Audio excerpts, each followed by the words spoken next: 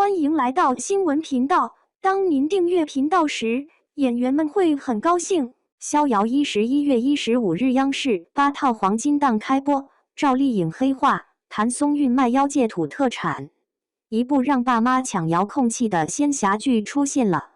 逍遥定档11月15日晚8点，央视8套黄金档与爱奇艺同步播出。导演徐纪周刚拍完《狂飙》教高启强卖鱼，转头就让妖王侯明昊在万妖谷摆摊卖酒。谭松韵饰演的江湖小财迷见面先干饭。赵丽颖3年未碰仙侠，一回归就黑化反派，镜头前掐着对手演员脖子加词“爱你才杀你”。剧组为一条裙子凹凸3位苏绣非遗阿姨，裙角桃花随剧情绽放。花全开那集正是女主身份曝光时。传统仙侠开场动辄灭门冰封逍遥，偏让女主逍遥谭松韵是顶着半人半灵的血脉当财迷，误闯万妖谷第一件事是琢磨倒卖妖界特产。妖王红叶侯明昊是被唤醒后没喊打喊杀，反而胁迫逍遥签下血契，他帮忙找回散落人间的五枚泉眼，他护他小命周全。前世的悲剧婚礼，宁安公主刺杀妖王夫君，100年后成了2人互对合作的起点。单元探案结构打破仙侠注水魔咒，长安狐仙索命、洛阳纸人夜行、冀州赤血噬魂等副本式案件，逐步揭开逍遥身世。他竟是100年前人妖大战中人皇与妖后遗孤，血脉成为开启玉里神拳的终极钥匙。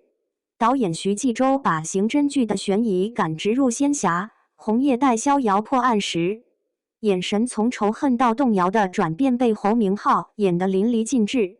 预告片里一句"若天下与你为敌，我便与天下为敌"已提前出圈。赵丽颖客串的玄机是央视黄金档罕见的疯批美人，她饰演表面超然物外的仙子，实则为清洗种族而操纵100年纷争的幕后黑手。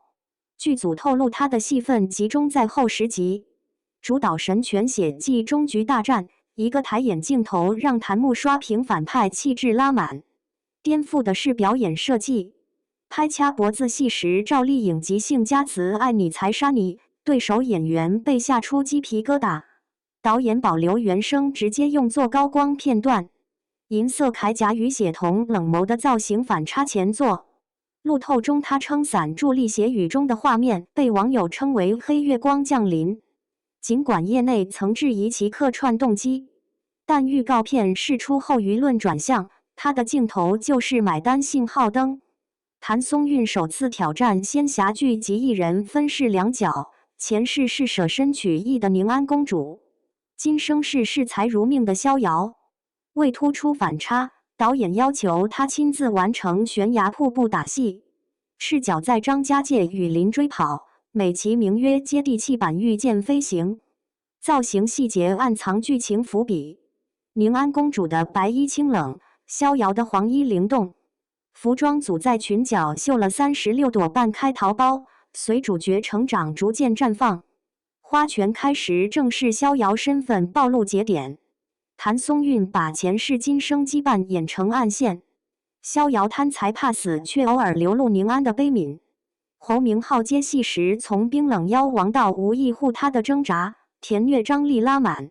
狂飙团队做仙侠拒绝塑料特效，剧组包下浙江仙居整座山谷，耗时数月搭建2万平方米实景万妖谷，妖族的吊脚楼茅草用防火材料仿制枯黄质感。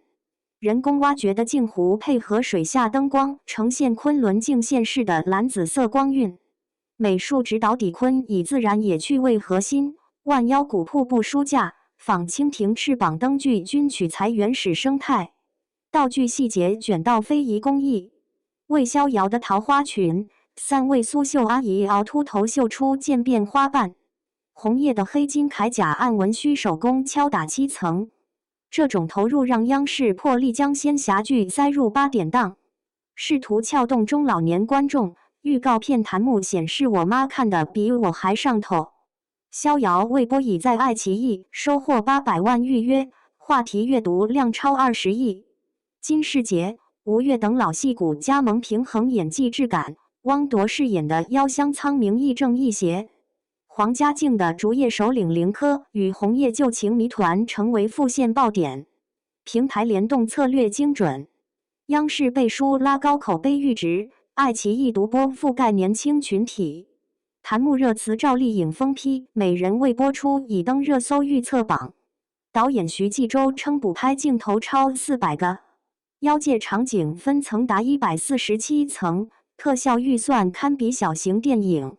当玉里神拳能实现任何欲望，人族与妖族的争夺变成人性试金石。